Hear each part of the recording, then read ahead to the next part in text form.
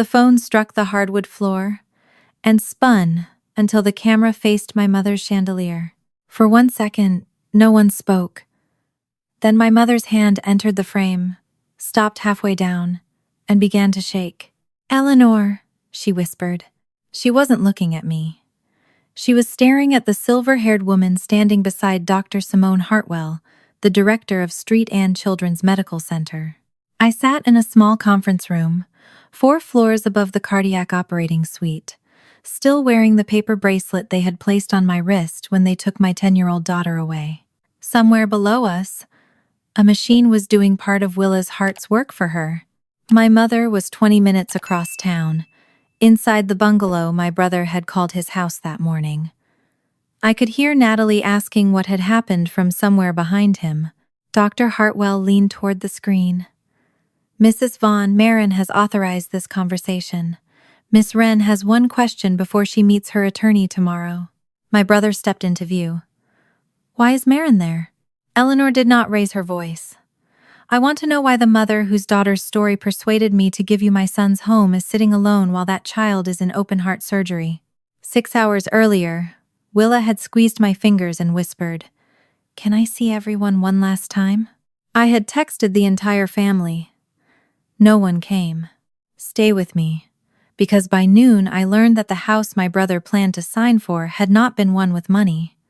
It had been one with a story about my daughter's heart that neither of us had ever agreed to tell. Before I take you back to that morning, tell me where you're listening from and whether you believe family should have to earn the right to be present in a child's hardest moments. Stay with me to see what my mother had done, and subscribe to the channel so you do not miss the rest of Willa's story. At 5:30 that morning, the automatic doors of Street Ann opened with a soft mechanical sigh. Cold air rolled across my ankles, carrying the sharp smell of disinfectant and burnt coffee. Willa's hand felt small and damp inside mine, but she walked beside me without slowing, her blue octopus backpack bouncing against her hospital gown folded inside. She had named the octopus Oliver when she was 6, because, according to her, 8 arms meant he could hold 8 different worries at once. That morning she had made me carry him. I did not point out what that meant. At registration, the woman behind the desk fastened a white bracelet around Willa's wrist and another around mine. Willa examined hers as if it were a ticket she might return. "It clashes with everything I own," she said. The joke was for me. I smiled because she needed it to work. By 6:15, we were in pre-op beneath lights too bright for that hour. The anesthesiologist listened to Willa's lungs, while a cardiac fellow reviewed the plan one last time. Willa had been born with tetralogy of Fallot and undergone her first repair before she could form a memory of it. Years of pressure had left her pulmonary valve leaking badly, and the right side of her heart had begun to enlarge. The fellow explained that her anatomy was not suitable for a catheter valve, so the surgeons needed to reopen her chest and replace the valve directly. He said the team expected a good outcome. He also said cardiopulmonary bypass, ICU, ventilator, and possible bleeding. Willa stopped making jokes. I knew that look. I taught elementary art, and I had seen children go still when adults used words too large for their fear. I reached for the sketch pad in my bag, but Willa shook her head. "Don't make me draw it." "All right," I said. "You don't have to turn it into anything." At 6:45, a nurse checked the clock and told us transport would come soon. Willa watched her adjust the blanket, then caught my fingers with both hands. "Mom," she whispered, "can I see everyone one last time?" The words emptied the room of every reassuring sentence I had prepared. "They know we're here," I said carefully. "I'll message them again." I opened the family group chat. 3 weeks earlier, I had posted the date, arrival time, surgery time, floor number, and visitor instructions. My mother had reacted with a red heart. Wesley had replied that he would move things around. My thumbs still shook as I typed. "She's terrified and wants to see you." Mom answered first. "Why didn't you tell us sooner?" For a moment, I wondered whether I had somehow failed to make the danger clear. Then I scrolled up and saw my original message, the date, and Mom's red heart beneath it. I did not know why she was pretending the information was new. I only knew it was not true. Wesley's response appeared next. Busy. Signing for my house tomorrow. Willa could not see the screen, but she read my face. Is Uncle Wes coming? He says he's tied up this morning. She looked toward the elevator doors. Grandma? I locked my phone. Not yet. Every time the elevator chimed, Willa lifted her head. Each time a nurse, another family, or a delivery worker stepped out, she looked back at the ceiling and pretended she had never moved. At 7:20, a young woman entered with a certified child life specialist. She introduced herself as Aubrey, an intern, and asked Willa whether she wanted help understanding the equipment or whether she wanted everyone to stop explaining things. The second one, Willa said immediately. Aubrey nodded, as if that were the most medically important answer she had heard all morning. She picked up a sheet of monitoring stickers and arranged them like medals across the blanket. These are Captain Beep's official crew badges. He is extremely qualified and emotionally unstable. Willa tried not to smile. Aubrey placed one sticker crookedly on the stuffed octopus and lowered her voice. This one is in charge of pressing random buttons and blaming the adults. The laugh escaped Willa before she could stop it. It was small and breathy, but it changed her whole face. For those few seconds, she was not a heart patient waiting to be taken from me. She was 10 years old, amused by a badly decorated octopus. Aubrey glanced at Willa a second longer than the joke required. Something like recognition crossed her face, then disappeared. She did not ask questions. She only told Willa she would leave Captain Beep in charge until the real team came. At 7:40, transport arrived. The nurse unlocked the bed. I walked beside it until the red line on the floor marked the point where parents had to stop. Willa reached for me, and I bent close enough to feel her breath against my cheek. You'll be there when I wake up? I will be the first face you see as soon as they let me near you. She searched my eyes, making sure I was not giving her one of the softened truths adults use with children. Then she nodded and let the nurse roll her through the doors. I stood there until the doors closed, then until the reflected lights stopped moving across their narrow windows. Only after the hallway went still did I look at my phone. There was no apology from Mom, no change of plans from Wesley. Instead, he had sent a photograph of a freshly painted bungalow with a ribbon tied across the porch. Natalie stood near the steps, holding a box of gold decorations. Wesley had written, "Almost ready for tomorrow." I might have closed the image, if not for a white display board leaning against the porch railing. In its upper corner was the blue heart logo of Street Ann Children's Medical Center. I enlarged the photograph until the pixels blurred beneath my fingers. My daughter had just disappeared behind operating room doors, and the hospital's logo was sitting inside the house my brother had chosen over her. The first update came at 8:32. A nurse called the waiting room phone and told me Willa was fully asleep. Her breathing tube was secure, and the surgical team had finished placing the lines they needed. The operation itself had not begun yet. I thanked her, wrote the time in the margin of the sketchpad on my lap, and stared again at Wesley's photograph. The blue heart logo on the display board was unmistakable. I had walked beneath the same symbol through years of cardiology appointments, blood draws, echocardiograms, and conversations in rooms where adults tried to make frightening possibilities sound manageable. It did not belong on my brother's porch beside gold ribbon and champagne glasses. I enlarged the image until the words below the logo broke into squares. I could make out only part of a sentence about a home, a child, and recovery. Wesley had framed the photograph so the board sat near the edge, as though it were decoration rather than the reason anyone had gathered there. My first instinct was to find an innocent explanation. Maybe Street Ann had donated furniture. Maybe Mom had borrowed the display board from one of her fundraising events. Maybe the bungalow had nothing to do with Willa. I kept inventing possibilities because accusing my family while my daughter was under anesthesia felt like a betrayal of the only job I was supposed to be doing. Then, I remembered the questions. In August, Wesley had asked how long Willa would need help after surgery. A week later, he asked how far our townhouse was from Street Anne and whether the stairs would be difficult when she came home. Mom had asked for 3 photographs of Willa, including one from the cardiology walk, because women in her prayer group wanted to make something encouraging. I had sent them. The realization made my hands go cold, but it still was not proof. That was the lesson Mom had trained into me since childhood. Feeling unsettled meant I was sensitive. Asking questions meant I was starting drama.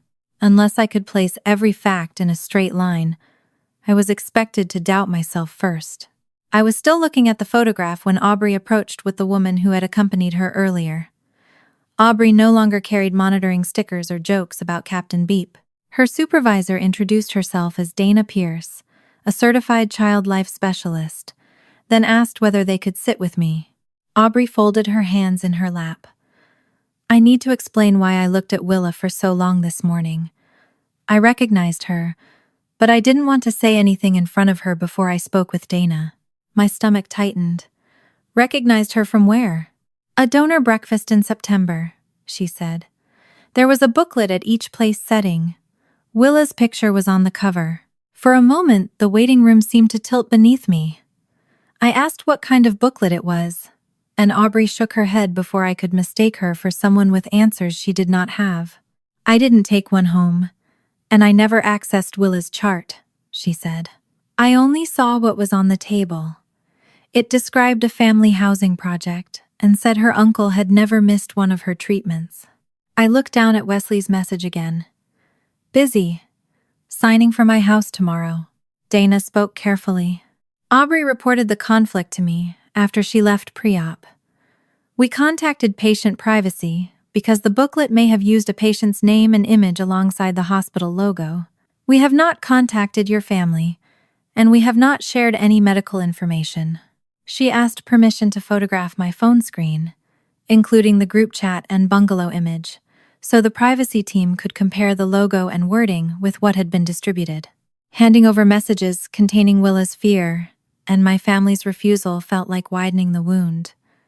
Then I remembered Willa watching the elevator every time it opened. You can photograph these messages, I said. Nothing else. Dana documented my permission before taking the images. Aubrey apologized, though she had done nothing wrong. I told her the laugh she gave Willa that morning mattered more than she knew. A second update came at 8:51. Anesthesia remained stable, and the nurse reminded me that long stretches without news were normal. I wrote the time beneath the first update, then drew a small octopus beside it because my hand needed something to do. At 9:10, a woman named Claire Benton joined us. She introduced herself as the hospital's patient privacy officer and sat across from me. Did you give Celeste or Wesley permission to use Willa's image in fundraising materials? She asked. No. Did you sign any media release for a housing campaign? I signed releases for Street Anne's annual cardiac walk 2 years ago. Nothing involving a house, and nothing giving my family permission to create their own materials. Claire asked whether Mom had obtained the photographs directly from me. I told her about the prayer group and showed her the original message. She did not accuse Mom of anything. She only confirmed the date and asked me not to delete the conversation. She then placed a printed page on the table. Most of it was covered because the privacy team was still determining what could be shared. One name remained visible: Eleanor Wren. Claire explained that the booklet listed Eleanor as the donor of the bungalow. The house was not owned by Street Anne, and the hospital had not selected Wesley to receive it. What concerned them was the use of the logo and the suggestion that the hospital supported the story being presented. Who is Eleanor Wren? I asked. We're still establishing that, Claire said. But she has contacted our foundation before, and Dr. Hartwell is coming to speak with you. The name meant nothing to me. A stranger had apparently seen my daughter's face, read about her heart, and connected those things to a house my brother expected to own the next morning. Dr. Simone Hartwell arrived shortly before 10. I recognized her from hospital newsletters, but in person she seemed less polished and more tired. She did not sit until she had asked whether Willa was stable and whether I had received an update. Then she explained the boundary of what the hospital could do. Street and could investigate the unauthorized use of its name and logo, review whether a volunteer had misrepresented a relationship with the hospital, and protect Willa's information inside its own system. It could not decide who owned Eleanor's bungalow or whether Eleanor gave it to Wesley. "Has anyone from this hospital told Eleanor about Willa's surgery today?" I asked. "No," Dr. Hartwell said. "Eleanor already knew the diagnosis, the date, and the family story before we became aware of the booklet. That information appears to have come from outside the hospital." The words settled heavily between us. Mom had not forgotten the surgery. At least someone in that bungalow had remembered it well enough to build a campaign around it. Dr. Hartwell said Eleanor had been told only that questions had arisen about the booklet and that the child's legal parent had not authorized its use. Eleanor had asked to meet me before seeing her attorney the next morning. The privacy team would not place us in the same room or share anything further without my written consent. I thought of Willa beneath surgical lights and hated that another decision was being placed in my hands. I could refuse and tell them to remove the photographs. But if I refused, Mom would continue telling the story for me. Claire gave me a one-page authorization. It allowed a limited conversation about the use of Willa's name and image, the caregiving claims made about Wesley, and the intended purpose of the bungalow. It did not allow anyone to discuss surgical details, prognosis, or Willa's medical record. I read every line twice before signing. Dr. Hartwell took the page and stood. "Miss Wren is on her way here now." I closed Wesley's photograph and pressed my palm over the paper bracelet on my wrist. "What exactly does she think my brother did for Willa?" Dr. Hartwell paused at the doorway. "Miss Wren believed your brother had spent 10 years caring for Willa. Before she meets her attorney tomorrow, she wants to hear from Willa's legal parent." Dr. Hartwell did not take me far. The conference room was across the corridor from the surgical waiting area, close enough that the red phone at the nurse's desk remained visible through the glass wall. Claire, the privacy officer, reminded me that I could leave the conversation at any time and that no one would discuss Willa's surgery beyond what I chose to share. I kept my phone face up beside my sketchpad. "If the operating room calls, we stop." "Immediately," Dr. Hartwell said. The woman who entered a few minutes later was small, silver-haired, and dressed in a navy coat despite the warm October morning. She looked at my hospital bracelet before she looked at my face. "Maren Vaughn?" she asked. I nodded. "I'm Eleanor Wren." She sat across from me but did not reach for my hand. I appreciated that. I had been touched by nurses, doctors, registration staff, and well-meaning strangers since before sunrise. I did not need comfort from another person who knew something about my daughter that I did not. Eleanor placed a leather folder on the table. "I owe you an explanation before I ask you for one." She told me her son, Evan, had been born with a heart defect. He had survived surgeries, infections, and years of appointments before dying in 2018 at 43. The bungalow belonged to him. Probate had ended the following year, leaving Eleanor as its sole owner. "I couldn't sell it," she said. "Every room still looked like a life he might come back to." Her voice did not tremble, but her fingers pressed hard against the folder.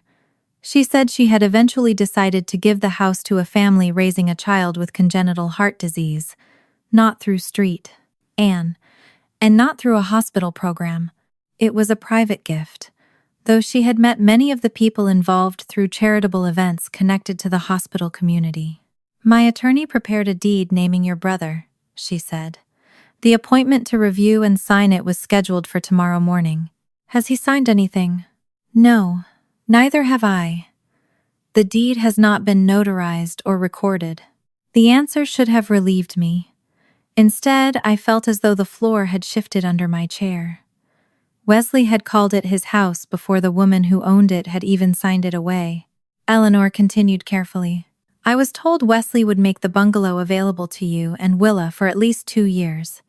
Long enough for the surgery, rehabilitation, follow-up care, and any additional procedures."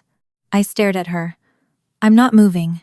The words came out more sharply than I intended, but I did not take them back. My school is 25 minutes from our townhouse. Willa's cardiologist, physical therapist, and primary care doctor are all tied to where we live now. Her bedroom is downstairs because we already planned for recovery. No one asked me to move. Eleanor's expression changed. It was not yet anger. It was the look of someone realizing a floor plan had been drawn for a house that did not exist. Celeste said you would resist at first, she said. She said you were proud and didn't like accepting help. My mother calls it pride whenever I make a decision without her. Eleanor looked toward Dr. Hartwell, then back at me. She also said the house was meant to be a surprise after the surgery. I almost laughed, but nothing about the room felt funny. My daughter asked for her grandmother this morning. If Mom wanted to surprise us, she could have started by walking into pre-op. The red phone rang in the waiting area. I was out of my chair before the first ring ended. A nurse gave me a brief update. Willa's chest had been opened safely, and the surgical team was continuing the careful dissection through scar tissue from her previous operation. Her vital signs were stable. I thanked her, wrote down the time, and returned to the conference room with my pulse still pounding in my throat. Eleanor had not opened the folder. "We can stop." "No," I said. "Not yet." At 11:58, Claire confirmed that the video call would remain limited to the bungalow, the caregiving claims, and the use of Willa's name and image. I had signed the authorization. Dr. Hartwell would stay because the hospital's logo had appeared in the materials. She would not discuss Willa's medical condition. Eleanor placed her phone upright against a water pitcher. This was supposed to be my final confirmation before meeting my attorney. At exactly noon, she started the call. My mother answered from inside the bungalow. For a second, all I could see was pale yellow wallpaper and a brass chandelier. Then Mom adjusted the phone, bringing herself and Wesley into view. Gold ribbon hung from the mantel behind them. A stack of white boxes sat near the wall. Natalie's voice came from somewhere off camera. "Is that Eleanor?" Wesley glanced toward her. "Give us a minute." Mom smiled at Eleanor first. Then she noticed Dr. Hartwell. The smile disappeared. Her gaze moved 1 inch farther and found me. The phone struck the hardwood floor and spun until the camera faced the chandelier. Mom's hand entered the frame, stopped halfway down, and began to shake. "Eleanor," she whispered. Wesley picked up the phone. His face filled the screen. "Why is Marin there?" Eleanor did not answer him immediately. She looked at me, then at the hospital bracelet around my wrist. "I want to know why the mother whose daughter's story persuaded me to give you my son's home is sitting alone while that child is in open-heart surgery." Natalie stepped partly into view behind Wesley. I saw one side of her face and the folder she was holding. She looked from him to Mom, as if she had walked into the middle of a conversation everyone else understood. Mom recovered first. She always did. "This was supposed to be a surprise," she said. "Marin gets overwhelmed when people offer help. We were trying to spare her the pressure until everything was settled." "You told me she had agreed to live there," Eleanor said. "I said she would agree." "That is not the same thing." Wesley leaned closer to the phone. "Marin told me to handle whatever helped Willa this month. She gave me authority to coordinate things." The sentence hit me with the force of recognition. Months earlier, when friends had organized meals and rides for surgery week, I had told Wesley he could handle whatever made that month easier for Willa. I had meant casseroles, school pickup, and feeding our cat if I stayed overnight in the ICU. I had not meant a house. That conversation was about meal deliveries and transportation, I said. "You know it was." Wesley's jaw tightened. "Housing is part of recovery, not when the patient's mother has never heard of it." Mom stepped beside him. "You're making this sound ugly because you're emotional. We were giving you something." "No," Eleanor said. "You were giving Wesley something and using Marin's daughter to explain why." The room went silent. Even Natalie stopped moving. Eleanor reached forward and ended the call before Mom could reshape the silence into another explanation. She immediately called her attorney and canceled the next morning's appointment. She did not say the house would never go to Wesley. She said no deed would be signed until every statement had been reviewed. When the call ended, Eleanor finally opened the leather folder. Inside was a glossy booklet, a printed nomination letter, and several photographs of Willa that I recognized from our family group chat. On the booklet's cover, my daughter smiled beneath the blue heart logo of Street Anne. Eleanor pushed the documents toward me.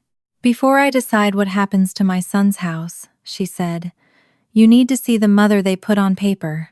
The woman in the booklet had my face, but she was not me. On the cover, Willa stood beneath the blue heart logo, wearing the purple shirt she had chosen for the cardiac walk 2 years earlier. Her smile was real. Everything beneath it had been arranged to make that smile belong to someone else's story. The first page called Wesley, the steady presence behind every appointment, procedure, and difficult night.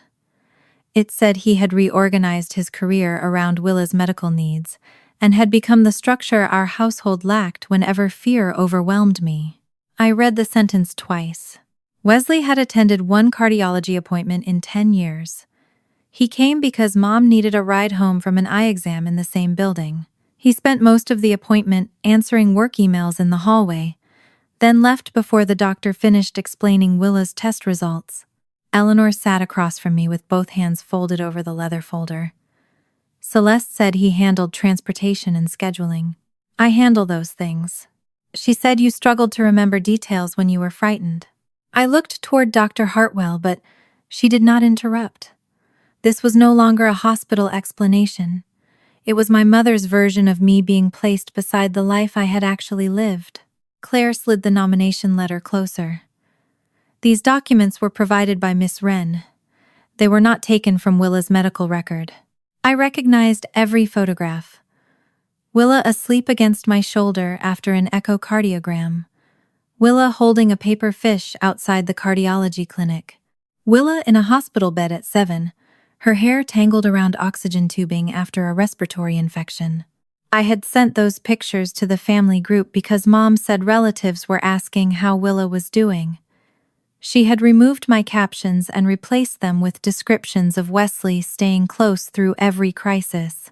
Beneath the hospital photograph, the booklet read, "When Marin could no longer manage the fear, Wesley remained beside Willa until morning." He had not been in the room that night. I had sat awake in a vinyl chair while Willa's oxygen level rose and fell. At 3 in the morning, I had braided her hair because she said the knots hurt against the pillow. Wesley sent a thumbs-up emoji when I told the family her breathing had stabilized. I placed my finger beneath the caption. "Who wrote this?" Celeste submitted the narrative. Eleanor said, "Wesley approved the final booklet." The words did not make me cry. They made every object in the room appear too sharply defined. The seam in the table, the water ring beneath Eleanor's glass, the small tear in the edge of my hospital bracelet. Mom had not misunderstood a story I told. She had taken pieces of my life, removed me from their center, and rebuilt them around my brother. Claire turned to a page titled, "Why This Family Needs Evan's House." It described me as a loving mother who became emotionally unsteady under medical pressure. Wesley, by contrast, was called practical, calm, and capable of creating the reliable home Willa needed. "That phrase," I said, "emotionally unsteady. Did my mother use those exact words?" Eleanor nodded slowly. I heard Mom's voice from years earlier, telling relatives not to upset me because I was sensitive. I heard her telling teachers that Wesley was the sensible child, and I was the artistic one, as though imagination and judgment could not exist in the same person. Eleanor looked down at the booklet. "I should have spoken to you." "Yes." She accepted the answer without defending herself. "I believed Celeste because I had known her through community events for years," she said. She remembered Evan's name. She asked about the surgeries no one else wanted to hear about. When she told me Wesley had become that person for Willa, I wanted it to be true. Her grief explained the opening my family had used.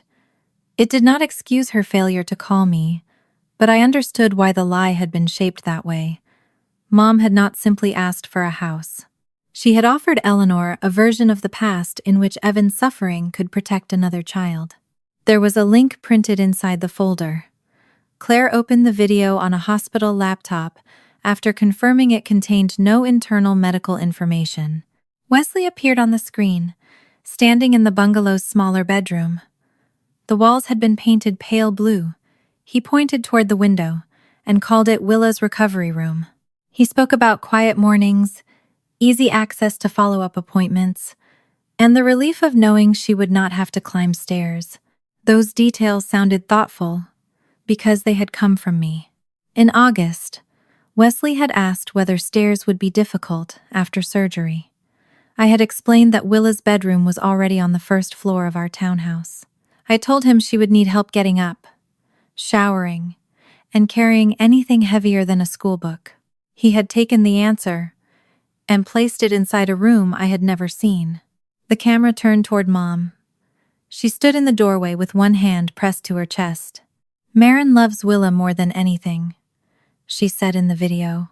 "But love isn't always enough when fear takes control. Wesley gives them order. He has always stepped in when Marin couldn't." I closed the laptop. My mother's voice disappeared, but the sentence remained in the room. Eleanor reached for the nomination letter. "There is another item you should see." It was a message I had sent Wesley 3 weeks earlier, while friends from school organized meals and rides for surgery week. "I trust Wesley to handle whatever helps Willa this month." The lines before and after it were missing. In the original conversation, I had asked him to coordinate meal deliveries, collect Willa's assignments, and feed our cat if I stayed overnight at the hospital. In the booklet, the sentence appeared alone, beneath a heading that read, "Marin's trust in her brother's leadership." "It wasn't permission to represent us," I said. "It wasn't permission to plan where we would live." Eleanor closed her eyes for a moment. "They told me you had asked Wesley to make the practical decisions, because you needed to focus on the surgery. I asked him to put casseroles in a refrigerator." The red phone rang outside the glass wall. Every document on the table stopped mattering. I hurried into the waiting area and lifted the receiver. The surgical nurse told me Willa had been placed on cardiopulmonary bypass and the new valve procedure was moving forward. The surgeons had encountered more dense scar tissue than expected, while reopening her chest and separating tissue around the right ventricular outflow tract. "Is she stable?" I asked. "Yes. Her vital signs remain stable. The dissection is taking longer, and the team is proceeding carefully because adhesions can increase the risk of bleeding." I wrote down each word because writing kept me from imagining the ones she had not said. When I returned, Eleanor began gathering the photographs. "Leave them," I said. She stopped. "I need to know all of it. Then I need every copy taken down." Claire said foundation compliance would help identify where the hospital logo had been used and which materials had circulated through affiliated events. She kept the explanation brief. No promises about punishing anyone. No language designed to make me feel that a process could repair what had happened. I turned to the last page of Celeste's nomination letter. The paragraph described Willa as a brave child who needed stability after surgery. Then it described me as the obstacle to that stability. At the bottom, Mom had written, "Without Wesley, Willa would have learned that fear was the only language her mother knew." I read it once, then placed the page flat on the table. My mother had not only used Willa's illness to make Wesley worthy of a house, she had turned me into the reason he deserved it. I left Mom's sentence face up on the table. For most of my life, she had described me as emotional, only after doing something that would make any reasonable person angry. The word never explained my behavior. It excused hers. Seeing it printed in a nomination letter made the pattern harder to dismiss as a family misunderstanding. Eleanor turned to the remaining files. There is a longer version of the video. The booklet used only a few pieces. Claire opened it on the hospital laptop. Wesley appeared in the bungalow's kitchen, leaning against a marble-look counter that still had strips of blue painter's tape along the edge.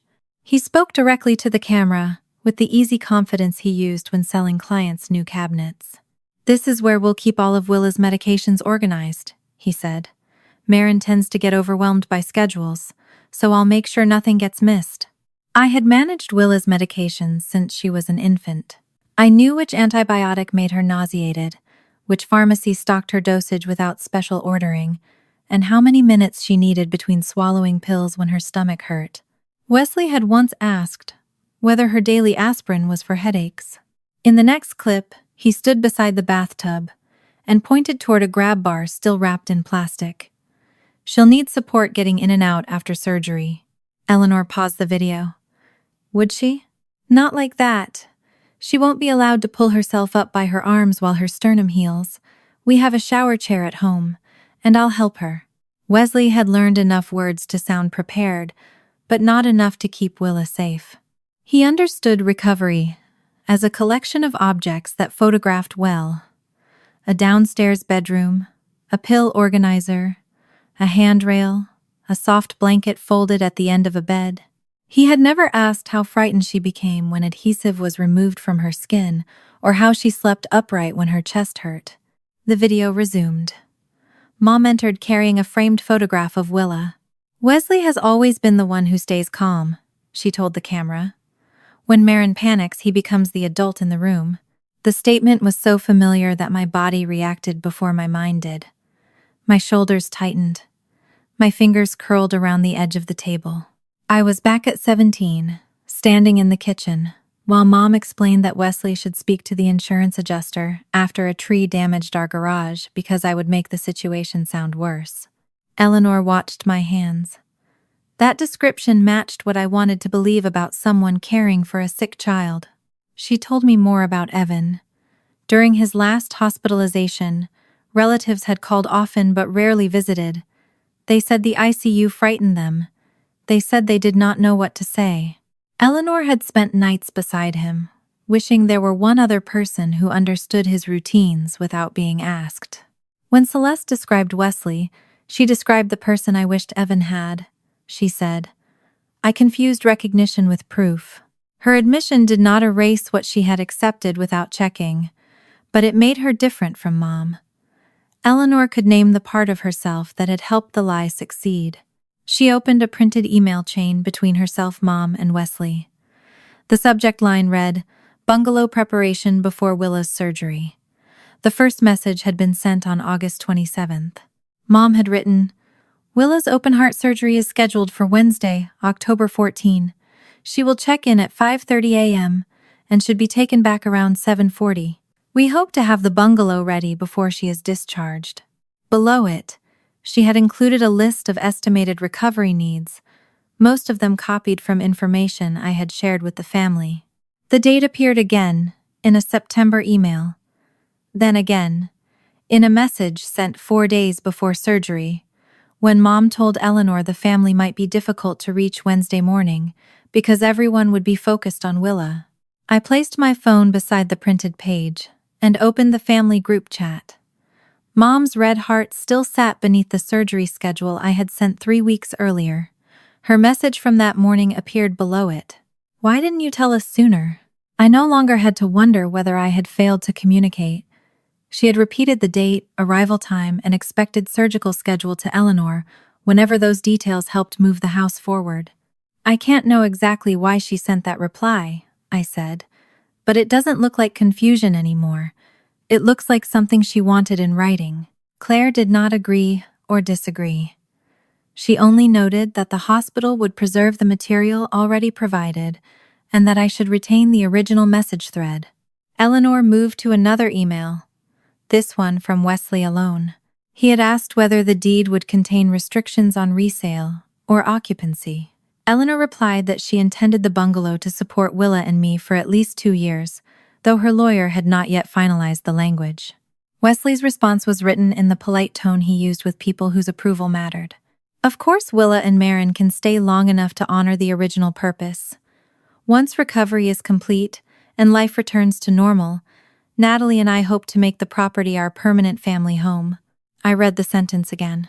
Long enough to honor the original purpose. Willa's recovery was not the reason he wanted the house. It was the condition he needed to satisfy before the house could become his. Does Natalie know he wrote this? I asked. Eleanor shook her head. I assumed they had discussed it together. In the photograph Wesley sent me, Natalie had been holding decorations while he called the bungalow his house. She may have believed the same version Eleanor did, that Wesley had earned the gift by caring for Willa and that we had agreed to use it during recovery. I did not defend her. I did not accuse her. I only understood that Wesley had built separate stories for every woman involved, giving each of us the piece that made cooperation easiest. My phone vibrated at 1:12. The display showed the surgical waiting desk. I answered before the second vibration.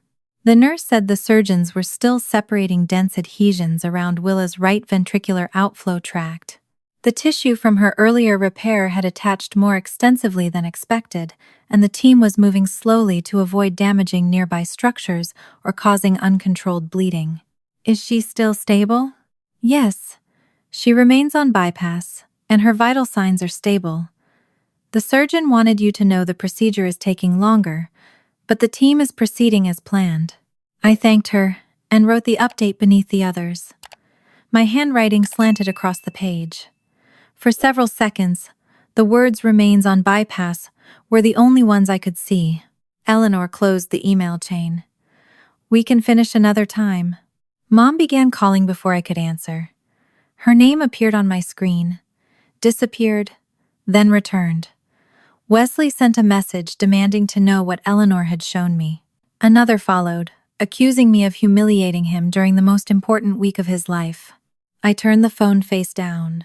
They had spent months using Willa's operation as a deadline for paint, photographs, paperwork, and possession. Now that the operation was actually happening, they still expected the house to remain the emergency. I gathered the booklet, the nomination letter, and the printed emails into one stack. No more calls about the bungalow today. No more explanations, no more confrontations, and no decisions about who deserves what. Claire nodded. Dr. Hartwell had already stepped back, leaving the privacy and foundation teams to handle the hospital's limited role. Eleanor looked toward the waiting room phone.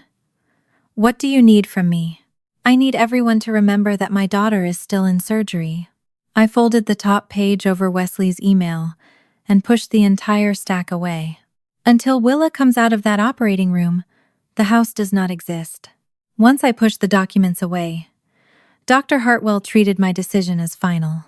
She told Claire to transfer the booklet, video, and logo questions to patient privacy and foundation compliance, then return to the work she was supposed to be doing inside the hospital.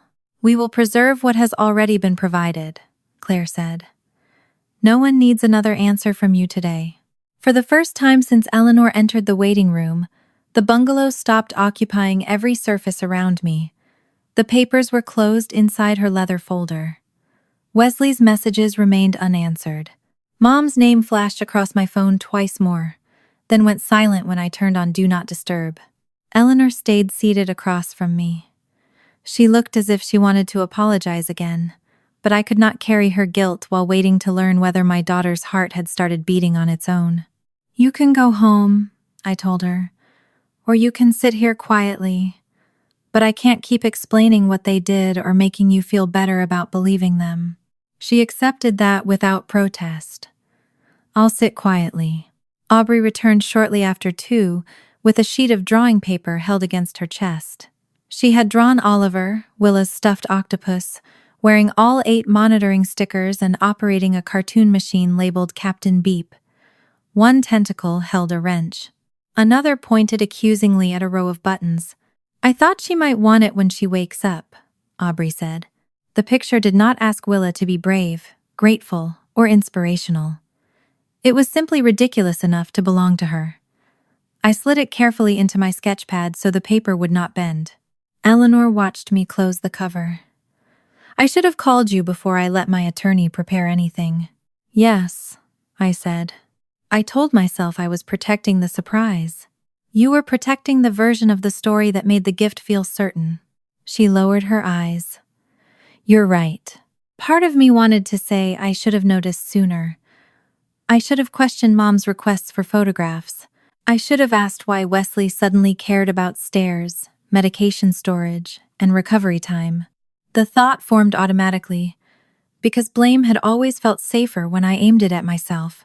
If I had missed a warning, then perhaps I could prevent the next betrayal by becoming more alert, more precise, less emotional. I stopped before saying it aloud. I had shared photographs with my mother because grandparents ask for pictures of their grandchildren. I had answered my brother's questions because I believed he wanted to help his niece. Trusting family was not the wrongdoing. Turning that trust into a campaign was. At 2:58, the red phone rang. The surgical nurse told me the replacement valve was in place. Willa had come off cardiopulmonary bypass at 2:45, and her heart was beating with stable pressure and rhythm. The surgeons were checking for bleeding and completing the closure. I pressed the receiver harder against my ear. Her heart is working on its own? Yes. The team is satisfied with how she came off bypass. Relief did not arrive as a clean emotion. My knees weakened first. My lungs pulled in a breath so deep it hurt. Then I began crying before I could decide whether I wanted anyone to see. Eleanor turned away to give me privacy. Aubrey's supervisor placed a box of tissues near my elbow without touching me. I wrote 2:45 beside the others, but the ink blurred under a tear. At 3:40, the ICU nurse called to say Willa had arrived. She still had the breathing tube, chest tubes, intravenous lines, an arterial line, and more wires than I could count from the explanation alone. The nurse warned me that swelling, pale skin, and the sound of the ventilator could be frightening. Nothing she said prepared me for seeing Willa motionless beneath the blanket. Her face looked smaller around the breathing tube. Clear tape covered part of her mouth. The ventilator filled the room with a mechanical rhythm that did not belong to her. Tubing disappeared beneath her gown, and the monitor above her bed translated her heart into green light. I took the chair beside her and placed my hand where she could feel it without disturbing the lines. "You did it," I whispered. "Your heart is working. I'm right here." For nearly an hour, she gave no sign that she heard me. Then her eyelids fluttered. Her eyes opened only halfway, unfocused at first, before finding my face. She tried to move her mouth around the tube. "Don't talk," I said quickly. "The tube is still helping you breathe." Her fingers shifted beneath mine. I asked her to squeeze once if she understood. The pressure was weak, but it was there. I did not tell her about the bungalow, the booklet, or Mom. I told her the valve was in, the surgeon was pleased, and Oliver had been promoted to machine operator. I held up Aubrey's drawing, where she could see it. Willa's eyes narrowed slightly in the way they did when she was trying not to laugh. The monitor changed for a few beats, and the nurse smiled. "That counts," she said. "No laughing contest until the tube is out." The hours between late afternoon and evening moved according to ICU measurements. Blood pressure, drainage, oxygen, pain medication. Each time a number changed, I watched the nurse's face before trusting the monitor. Eleanor left before 6 after asking Claire to give me her direct number. She did not ask about the deed, and she did not request another conversation. Aubrey went home when her shift ended, leaving Captain Beep propped against the wall. At 9:10 that night, after Willa passed the breathing trial and the ICU team confirmed she was ready, they removed the tube. She coughed, grimaced, and breathed through a small oxygen cannula while the nurse suctioned her mouth. Her voice, when it came, was barely more than air dragged across sandpaper. "Mom, I'm here." "Oliver?" I held up the stuffed octopus from the foot of the bed. He survived his promotion. Her eyes closed again. A few minutes later, she whispered that her chest hurt. The nurse adjusted her medication and helped reposition her without pulling on the fresh incision. I did not ask whether she remembered being afraid. I did not tell her who had failed to come. She had done enough for one day. By morning, the room had turned gray with early light. Willa was still exhausted, but she stayed awake long enough to sip water from a sponge and complained that the hospital lip balm tasted like crayons. Then her gaze moved toward the doorway. Did Grandma come after I went in? I could have softened the answer. For years, I had confused protecting Willa with editing other people's choices, until they hurt less. No, I said. Grandma and Uncle Wesley didn't come. Her eyes remained on mine. Did they forget? They knew the surgery was today. Her fingers curled slightly against the blanket. So they chose the house? They chose to be there instead of here. That choice belongs to them. It is not because you asked for too much, and it is not because you weren't important enough. She looked toward Aubrey's drawing, then back at me. Did they use my surgery to get that house? I kept my answer simple. They used your name, your pictures, and the story of your heart without asking us. Willa's breathing became shallow for a moment, and I waited until the monitor settled. She did not cry. She looked tired in a way that had nothing to do with anesthesia. Then make them stop, she whispered. I wrapped my hand around hers without lifting her arm from the bed. I will. No one gets to use your name, your face, or your heart again, unless you and I say yes. By the next morning, Willa's request had become the only answer I needed. She was still in the cardiac ICU, pale beneath the hospital lights, with oxygen beneath her nose and chest tubes hidden under the blanket. The nurse said her numbers were stable and that she would probably spend another night there. Willa had slept in short stretches, waking whenever pain or the monitors pulled her back. Before I left her bedside, I told her I had to speak with Grandma and Uncle Wesley about the pictures and the house. Are they here? She asked. No. It's a video call. She looked toward Captain Beep's drawing taped beside the monitor. Don't let them say I wanted it. I won't. Claire met me outside the ICU and walked me to a consultation room close enough that a nurse could reach me within seconds. Eleanor was already there with her leather folder and her attorney's cancellation email open on her phone. The deed had never been signed or notarized, and the appointment had been removed from the lawyer's calendar. Claire reviewed the limits of the call. We could discuss the bungalow, the claims about caregiving, and the unauthorized use of Willa's name, photographs, and the Street Ann logo. No one would discuss Willa's condition beyond the fact that she was hospitalized, unless I chose to say more. I don't need them to understand the surgery, I said. I need them to stop using it. At 10 o'clock, Eleanor called the bungalow. Natalie answered. She was still there, wearing yesterday's sweater, though the gold decorations had disappeared from the mantel behind her.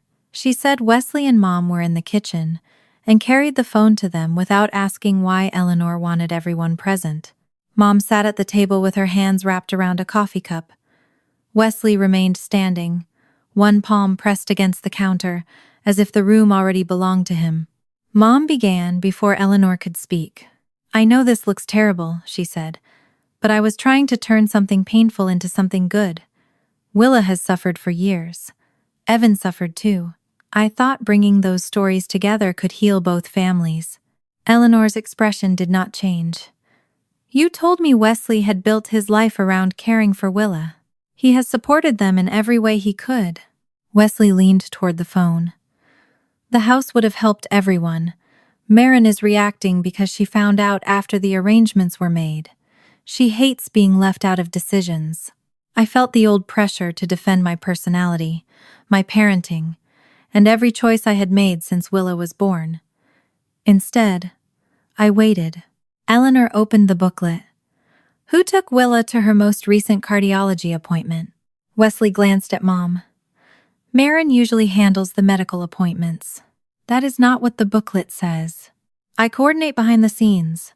What is the name of Willa's cardiologist? His mouth opened, then closed. Mom answered with the name of the surgeon printed in the campaign materials. Eleanor shook her head. That is her surgeon. I asked for her cardiologist. Mom set down her cup. Names are not the point. Families divide responsibilities. What is the plan for Willa's care after discharge? Eleanor asked Wesley. How long will she have lifting restrictions? Who will help her bathe? Where will she sleep? When did Marin agree to move into the bungalow? Wesley looked directly at me through the screen.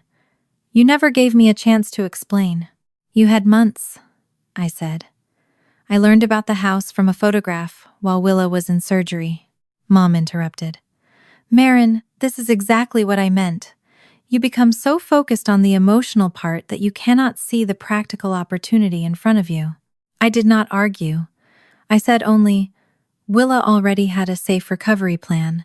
You knew that because you copied it.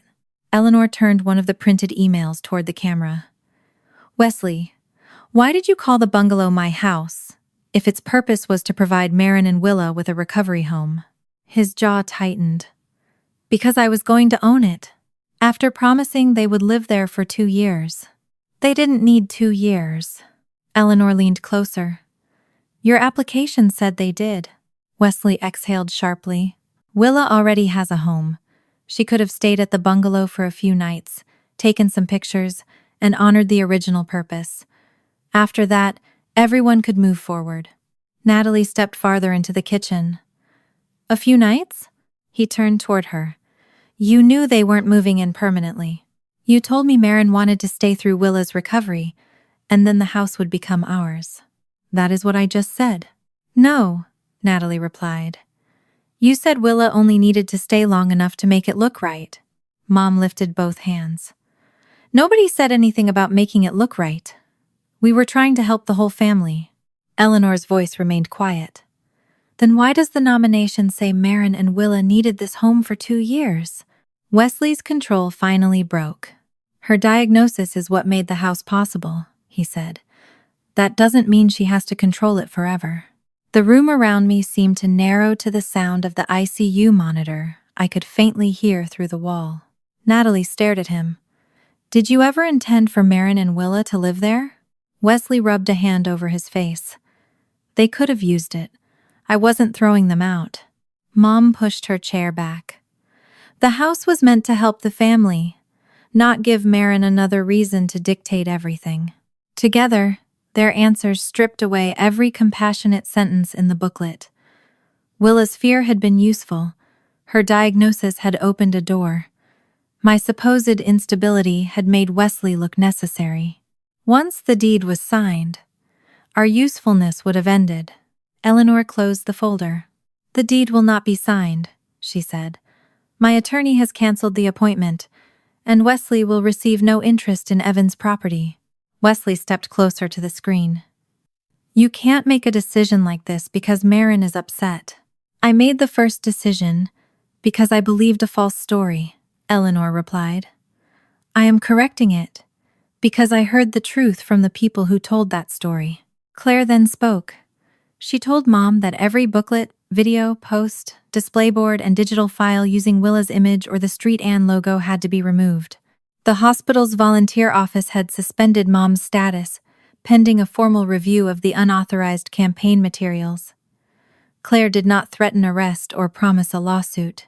She stated the boundaries once and asked Mom to confirm she understood them. Mom looked at me instead.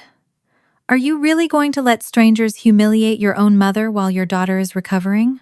I thought of Willa asking whether they had forgotten her. I thought of her telling me not to let them say she wanted the house. You used the worst morning of her life to build the best story about yourselves, I said. You do not get to tell that story anymore. No one answered. Natalie looked down at the ring on her left hand. She worked it slowly over her knuckle and placed it on the kitchen counter rather than throwing it or holding it up for the camera. Wesley stared at it. What are you doing? I need to know who I was about to build a life with, she said. Then she walked out of the frame, leaving the ring beneath the bungalow's bright kitchen lights. Willa moved out of the cardiac ICU the following afternoon. The transfer took less than 10 minutes, but it exhausted her. A nurse supported her shoulders while another managed the chest drainage system and IV pole.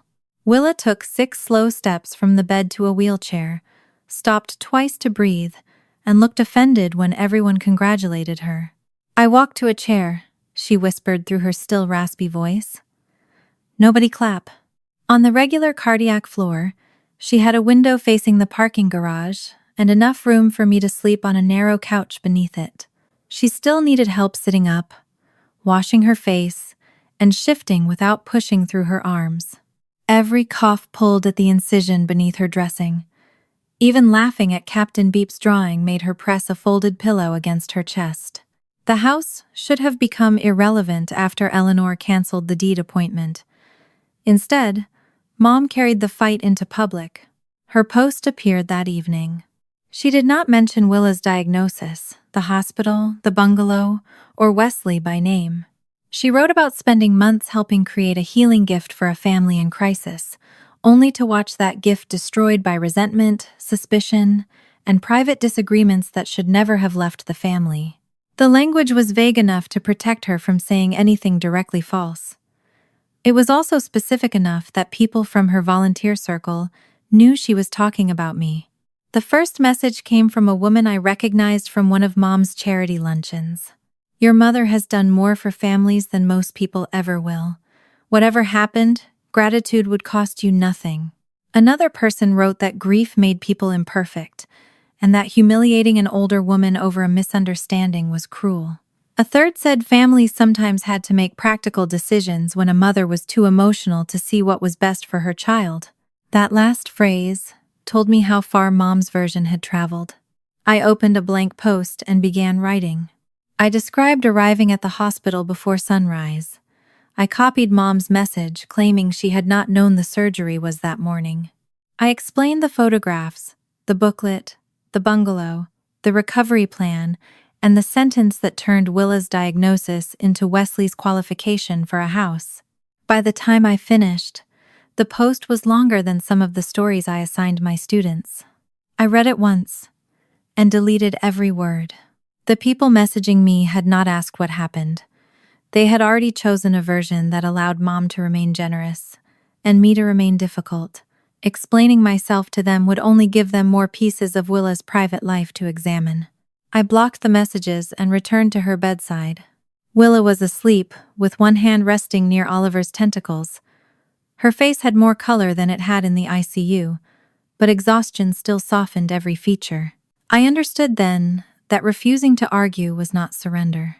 It was the first time I had stopped treating public approval as a court where I was required to prove my innocence. Claire called the next morning. Foundation Compliance had completed its initial review of the booklet and display materials. With my written consent, Street. Anne planned to release a brief statement saying that its logo and images of a bariatric patient had appeared in privately produced materials that the hospital had not approved. The statement would not identify Willa, Mom, Wesley, Eleanor, or the bungalow. It would not discuss the surgery or confirm that Willa was a current patient. It would explain only that Street Anne had asked for the materials to be removed and was reviewing its volunteer policies. "That is enough," I said. "I don't want her name used to correct the way her name was used." Claire also told me the volunteer review board had suspended Mom for 1 year. If she applied to return after that, she would have to complete privacy and ethical storytelling training before the board considered reinstatement. Mom would not lose her entire life. She would still have her friends, her church groups, and every good thing she had genuinely done before this. What she lost was the ability to place herself beside vulnerable families and assume her intentions excused the way she told their stories. The hospital statement went online that afternoon. Mom deleted her post within an hour. Natalie emailed me later that day. The message was short and came from her work address. She said she had ended the engagement. She had not made the decision because Eleanor withdrew the bungalow. She made it because she had heard Wesley say, in his own words, that Willa's diagnosis made the house possible, and that a few nights of staged recovery would have been enough to satisfy the purpose of the gift. Natalie admitted that she had believed Marin and Willa wanted to use the house during recovery. Wesley had told her the arrangement was temporary because I preferred my own home, not because I had never agreed to any arrangement at all. She apologized for decorating the bungalow while Willa was in surgery. I replied that I appreciated the truth. I did not ask what would happen next between her and Wesley, That part of the story belonged to her. Eleanor came to the hospital that afternoon but did not enter Willa's room.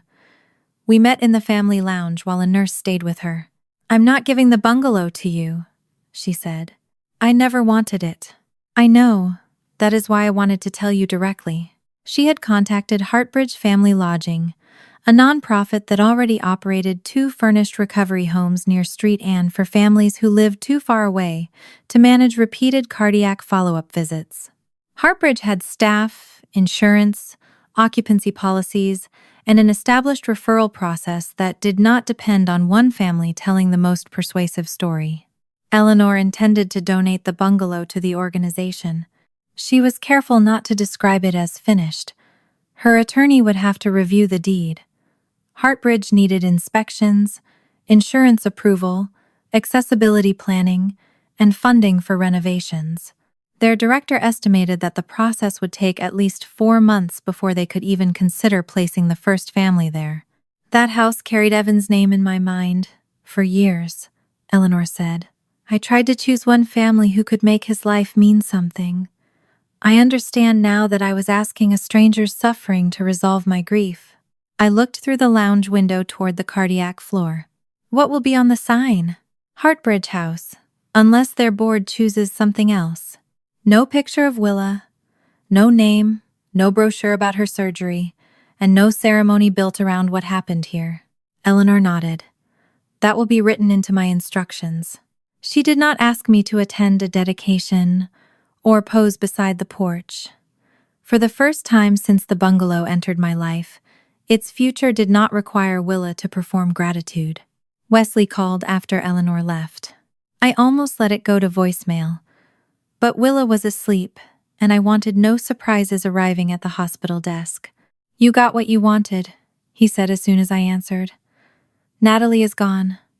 The house is gone. Mom has been suspended from the one thing that gave her life purpose. I asked you to stop using Willa. You could have handled that privately." "We tried privately. You lied in private." He accused me of turning Eleanor against him and letting the hospital treat Mom like a criminal. I reminded him that there had been no police, no arrest, and no lawsuit. Eleanor had simply chosen not to give him her property. And Street Anne had enforced its own rules. "You destroyed my future over a booklet," he said.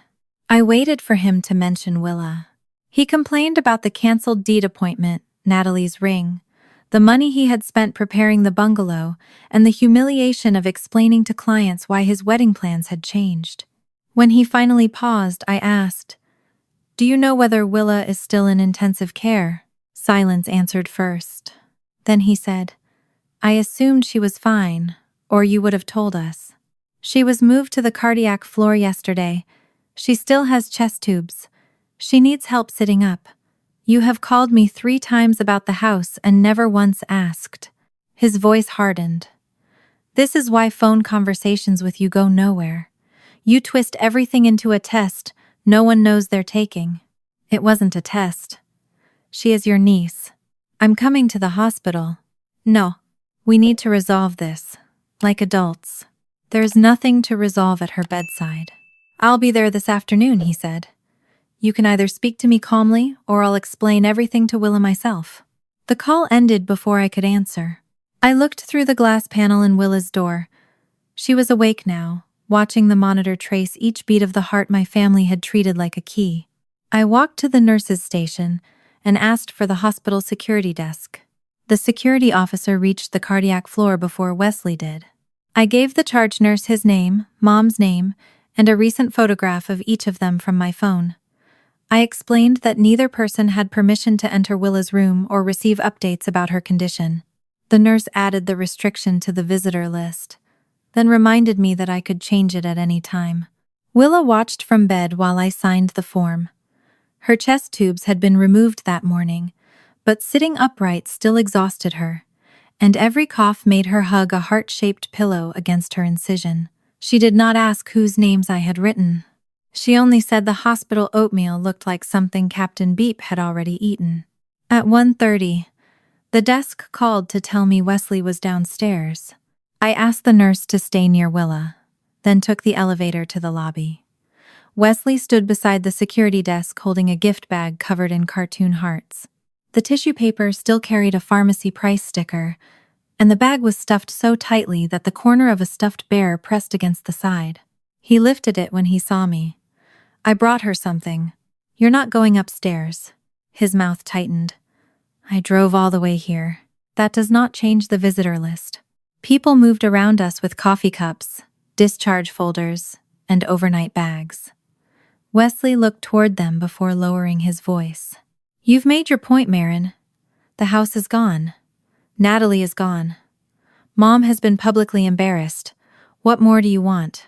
I want you to stop treating Willa like the reason your life went wrong."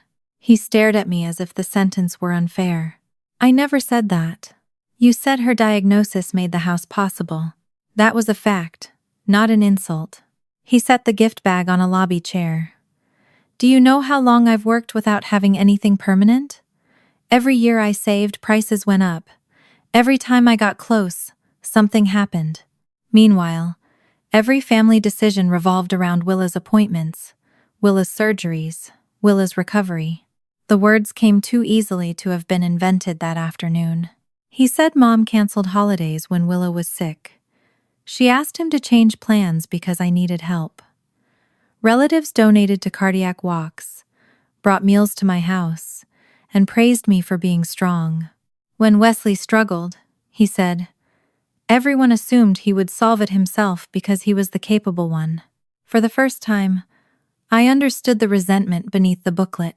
Wesley did not believe he had stolen something from Willa. He believed her illness had taken years of attention from him, and the bungalow was compensation. Understanding it did not make it smaller. "You were an adult when most of those things happened," I said. "She was a child with a heart condition. That doesn't mean the rest of us stopped having needs." "No, it means she did not cause yours." He rubbed both hands over his face, then glanced toward the elevators. "Tell Eleanor I helped. Not everything in that booklet was false. I picked up medication once. I drove Mom to one of Willa's appointments. I organized the meal schedule. You forwarded an email from my coworker. I still did it. You want credit now because you think a few favors should earn back a house. I want you to tell the truth."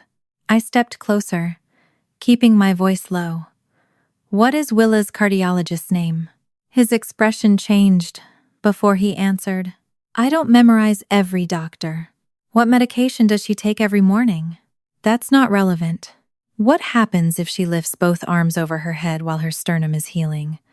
How often will she need follow-up imaging?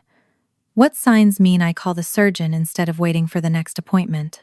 He looked past me toward the security officer. "You know those things because you're her mother. And you told Eleanor you had spent 10 years doing my job." He picked up the gift bag.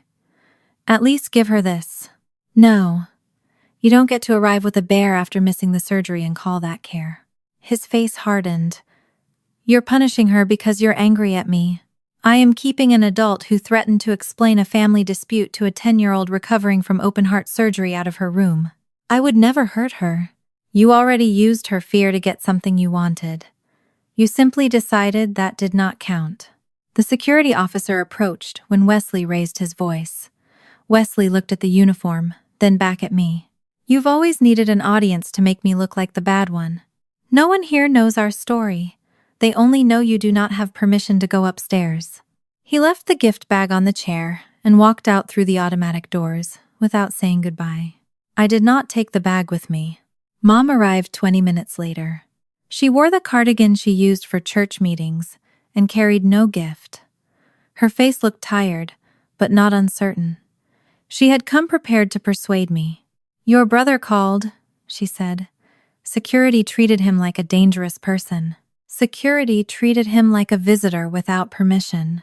Marin, this family is falling apart." The family was already damaged. The house made it visible. She pressed her lips together. "I made a terrible mistake. I should have asked before using the photographs, and I should not have exaggerated Wesley's role." "You did more than exaggerate. I was trying to create something good from Willa's suffering. Do you understand how many people could have been inspired by that house?" "Willa did not agree to inspire anyone." Mom glanced toward the elevators. May I see her for 5 minutes? Why? Because I'm her grandmother. That is your relationship. I asked for your reason. Her eyes filled with tears. I love her. Do you regret that she was used? Or do you regret that Eleanor took the house away? Mom's expression closed. Those things are connected, she said. If Eleanor had handled this privately, we could have corrected the booklet without destroying Wesley's future. That did not answer me. I am standing in a hospital begging to see my granddaughter. What more do you want me to say? I wanted you here before the surgery, when she was begging to see you.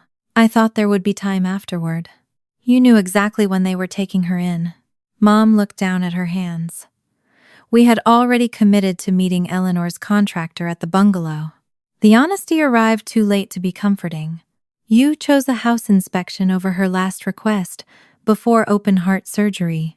We believed she would be safe with you and the medical team. She was safe. She was also terrified. Mom wiped beneath one eye. I cannot undo that morning. No, but you can stop asking me to pretend your intentions mattered more than your choice. I am still your mother. I felt the old instinct to soften, to explain, and to offer her a smaller version of the boundary so she could accept it without feeling rejected. Then I remembered Willa, watching the elevator doors. You do not get to spend her fear, and then ask me to thank you for being family. Mom stood without speaking. She did not apologize for choosing the bungalow. She only said she hoped I would reconsider once I was less emotional. Security walked her back toward the entrance. When I returned upstairs, Willa was awake. She had shifted toward the window and was watching cars move between levels of the parking garage. Who was outside? She asked. Uncle Wesley came first. Grandma came after him. Did they want to see me? Yes. She pressed the pillow more firmly against her chest before answering. I don't want to see them yet. You don't have to. Can I choose who comes in? I sat beside her and opened the visitor form on the hospital tablet. Yes. This is your room, and you get a say. She chose Aubrey, my friend Lila from school, and our elderly neighbor Mr. Givens, who had already promised not to bring flowers because Willa said hospitals had enough things that smelled strange. She left Mom and Wesley off the list. When I submitted the update, I expected guilt to follow. Instead, I felt the quiet certainty I had been searching for since the morning of the surgery. I was not keeping my family away to punish them. I was protecting the child they had expected to forgive before they had even apologized. 4 months after the surgery, Willa returned to school 3 mornings a week. On her first day back, she spent 20 minutes choosing a shirt that would not rub against the top of her scar. She rejected anything with stiff seams and finally settled on a soft blue button-up that let her control how much of the pale line showed. I expected her to ask me to walk her into the building. Instead, she adjusted Oliver's tentacles inside her backpack and told me I could stop at the front steps. You can watch until I get through the doors, she said. Just don't wave like I'm leaving for college. I agreed, though keeping my hand at my side required more effort than she knew. Her classmates had made a paper banner, but her teacher folded it away when Willa became uncomfortable with everyone staring. She lasted until lunchtime before the school nurse called. Willa was not in pain. She was simply too tired to keep pretending she wasn't. That became the pattern of recovery. Every improvement carried a limit behind it. She could sit through math but sometimes needed to rest during reading. She could walk from the classroom to the art room but not climb the stairs twice in one morning. She could laugh without holding a pillow against her chest, though a long laugh still left her breathless. The incision had healed into a pink line running down the center of her chest. Her cardiologist said the new valve was working well, but healing a bone, rebuilding stamina, and learning to trust her body again would take longer than any hospital discharge paper could explain. Twice a week, I drove her to cardiac rehabilitation. A therapist monitored her heart rate while she walked on a treadmill, stretched, and practiced controlled breathing. Willa hated the finger sensor and called it a tiny plastic tattletale. She followed every instruction anyway. My school district insurance had covered most of the hospital care, after deductibles and co-payments, and my remaining sick leave allowed me to reduce my schedule during the first months. Friends from school left meals on our porch and drove Willa to appointments when I had to teach. Their help looked nothing like Wesley's campaign. It came without cameras, titles, or promises that anyone would become more deserving because they had carried a grocery bag. The official letter from Street Ann arrived in January. It confirmed that the Volunteer Review Board had suspended Mom for 1 year because she had used a pediatric patient's image, the hospital logo, and privately produced materials without proper approval. Before she could apply to return, she would have to complete training on privacy, consent, and ethical storytelling. The letter did not call her evil. It did not erase the years she had volunteered or the families she had genuinely helped. It simply stated that good intentions did not replace permission. I placed it in the file with Willa's medical papers and did not send Mom a copy. She already had her own. We still had not reconciled. Mom sent 2 brief messages during those 4 months. The first said she hoped Willa was healing. The second said she was ready to talk when I stopped viewing every mistake as a permanent judgment. I answered only the first. I told her Willa was recovering, and that any future contact would depend on whether Willa wanted it, and whether Mom could acknowledge what she had done without blaming me for the consequences. She did not reply. Wesley contacted me once to ask whether Eleanor might reconsider if he apologized directly. I told him the bungalow was no longer mine to discuss, and that an apology offered to recover property was not one Willa needed to hear. He still had his job. He still lived in the same rented apartment he had complained about before the surgery. His life had not collapsed, though the future he had built around Eleanor's house no longer existed. That mattered to me. I did not need him bankrupt, homeless, or publicly ruined. I needed him to live without the reward he had tried to obtain through my daughter's diagnosis. Losing the house was not a punishment invented for him. It was the absence of a gift that had never belonged to him. Natalie sent one final email in February. She apologized again for standing in the bungalow while Willa was in surgery. She confirmed that the engagement had ended and said she had moved her belongings out of Wesley's apartment. She did not describe their arguments or ask me to take her side. I did not ask for details. What happened between them after the call belonged to Natalie, not to me. Eleanor's update arrived a week later, through her attorney and Hartbridge Family Lodging. The deed transferring the bungalow to Hartbridge had been recorded. The nonprofit had secured insurance and was finishing accessibility work, including a safer bathroom and a temporary ramp. The final inspection was scheduled for March, and the organization hoped to welcome its first family the following month. No family had been selected yet. Hartbridge invited Willa and me to attend a small public announcement. Eleanor's attorney included a handwritten note saying there would be no photographs of Willa, no description of her surgery, and no claim that the house existed because of her. I declined anyway. I wished them well and asked that Willa's name remain outside every speech, plaque, brochure, and donation appeal. The bungalow could help families without borrowing her face to prove it deserved to exist. Eleanor respected the decision. Aubrey completed her internship at Street Ann near the end of February. We learned through Dana, her supervisor, that she had accepted a position in another children's hospital after graduation. Willa made her a card. On the front, Captain Beep stood beside Oliver beneath the words "officially less, emotionally unstable." Inside, Willa thanked Aubrey for making her laugh before surgery without telling her to be brave. Aubrey sent a short reply through Dana and thanked Willa for trusting her that morning. We did not turn the connection into something larger. Aubrey had helped a frightened child during one important hour, and gratitude was enough. At Willa's next cardiology appointment, the doctor cleared her for light, supervised swimming. She had loved the water before surgery. She had also spent 4 months avoiding anything that made the skin across her chest pull. The rehabilitation pool was warm and shallow near the steps. Only the therapist Willa and I were there that afternoon. No cameras waited at the edge. There was no donor, hospital director, extended family member, or volunteer committee watching her prove that suffering had produced something beautiful. Willa stood with both feet on the wet tile and stared at the water. Her swimsuit covered most of the scar, but not all of it. She touched the top of the line with 2 fingers. "It feels tight when I stretch," she said. The therapist told her she could sit on the edge, step onto the first stair, or go home and try again another day. No choice would count as failure. Willa looked at me. I wanted to promise that nothing would hurt.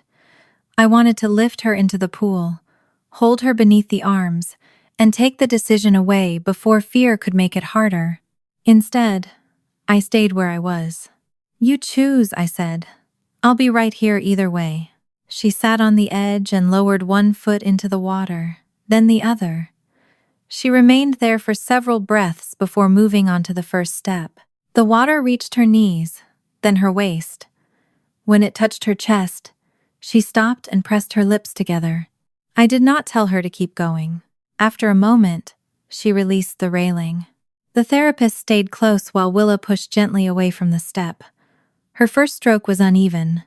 The second was stronger. She crossed only a few yards before turning toward the wall. When she lifted her face from the water, she was smiling. Not the careful smile from the fundraising photograph. Not the brave smile adults praised when they needed her fear to become inspirational. This one was wide, surprised, and completely unprepared for anyone else's story.